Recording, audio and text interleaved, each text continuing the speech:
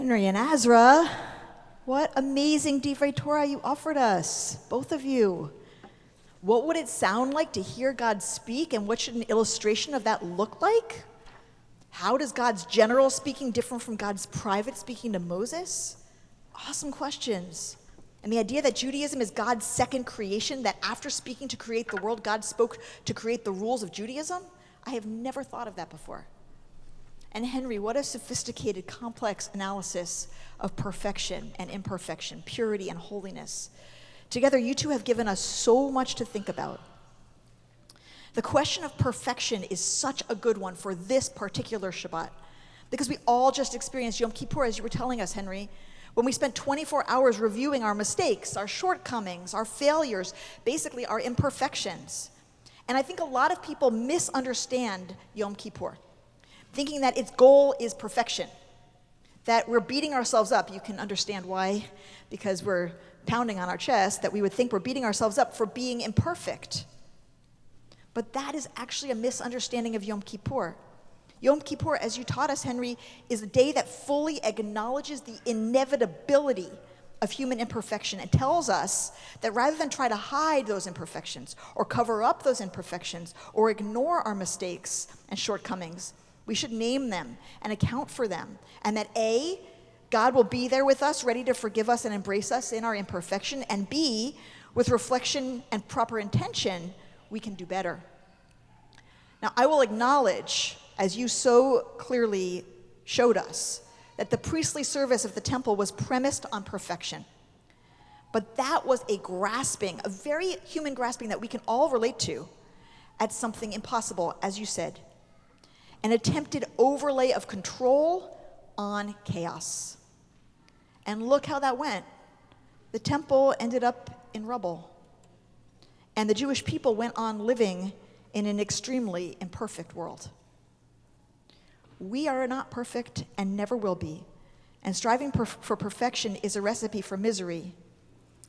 And the exacting judgment involved in holding ourselves up to impossible standards harms us. And I say that to you, Henry, and I say it to myself. I think we both have this challenge, and probably other people in this room do too. And perfectionism, that attempt to control, is harming of self. And if we are like that, our task in life, our big life lesson is learning how to love our best efforts, no matter how they come out, even if they fall short from the standards we had in our minds. And loving ourselves for the effort we're making, regardless of the outcome. Not only are we not perfect, but life is definitely not perfect. Things do not go the way we want, often. And we often do not have control over how they go. Sometimes life completely falls apart, and we put it back together the very best we can. Not even God is perfect. People say God is perfect, but look at the God of the Torah. The God who created the world and everything in it that you talked about from your illustrated Bible, Azra, that God regretted destroying the world in the time of Noah. And that God decided to change and never do it again. And that God heard an appeal in the book of Deuteronomy from 5 women about inheritance law and acknowledged that God's own laws were wrong and should change. That God self-reflects. That God listens and tries to do better. That is not a perfect God, but it is a God in process, which is a pretty good model for how to be. The rabbis actually say, as you taught us, Henry, that a person who does wrong and then corrects it is better than a person who never does wrong. The process of learning is the goal of Judaism, for God and for us, more than the outcome of having it all together. That, as we all know, never lasts for more than 30 seconds. After a day of fasting and focusing on our mistakes, not with the goal of becoming perfect, but with the goal of accepting imperfection and trying to do a bit better, we turn to the holiday of Sukkot, which is where we are now. We build a booth called a sukkah, and we dwell in it. The sukkah is an illustration of imperfection. It is rickety on purpose. It is not supposed to be sturdy. It's not supposed to have a leak-proof roof. It's not supposed to even have 4 full walls. The rain is supposed to drip through. It's also designed to be impermanent. You know that when you build it, In the process of building it, you know you're about to take it down again. What is the point of that? When you dwell in it, you are literally sitting inside of imperfection and impermanence. And here's the kicker. Here's where we come to what you said, Azra. Sukkot is called, as I've been saying kind of in this service, Sukkot is called Zman Simchatenu, the time of our rejoicing. Why? Because the sukkah reminds us of when we were wandering in the wilderness and slept out in the elements in booths. And the rabbis say that time, in the midbar, the wilderness, in all of the chaos and lack of control and unknowns, should be read not midbar, wilderness, but medaber, speaking, as in God was speaking. That, our tradition tells us, was the time when God's voice was most audible by all the people. That was the time we felt closest to God. Not in our secure houses, not once we were settled and things were under control, but in the midst of the journey, in the midst of the unpredictable, in the mess of it all. That's when the rippling sound that you picture in your illustrated Bible, Azra, was most accessible. And sitting in this flimsy handmade booth that lets in the rain and the wind, and from which we can see the stars, singing and eating and being with friends, is the closest we get to that experience. And that is Zman Simchatenu. That is the time of our joy. 3 things to teach you about Sukkot relevant to these themes. First, it is a tradition in Sukkot to bring ushpizin into the sukkah.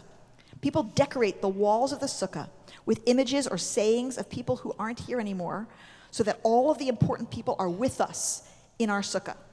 It could be Abraham and Sarah. It could be Moses or Deborah. Or it could be people we love who we miss. Because in this highly imperfect world, not everyone we want to be here is physically here, but we can bring their memories right into the rest of life with us, and that's ushpizin. Second, there are simanim, the lulav and the etrog, which I showed you earlier. 4 species of plant life that grow in different terrains: desert, riverside, hillside, and the freshest smelling fruit you ever could smell.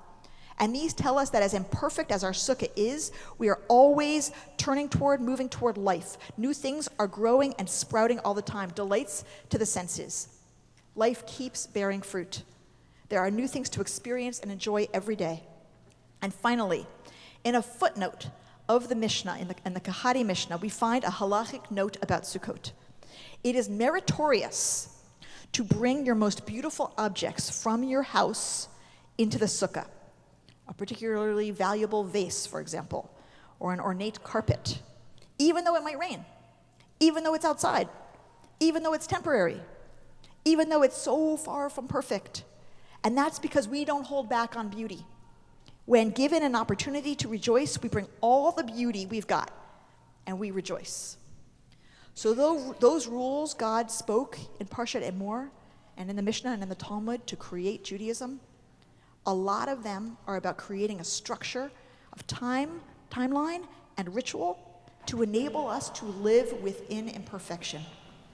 Our imperfection, God's imperfection, life's radical imperfection. These set times and ritual observances call upon us to remember, to turn toward life, to behold beauty, and to seize every opportunity to rejoice. So let us rejoice. Chag Sameach. Shabbat Shalom.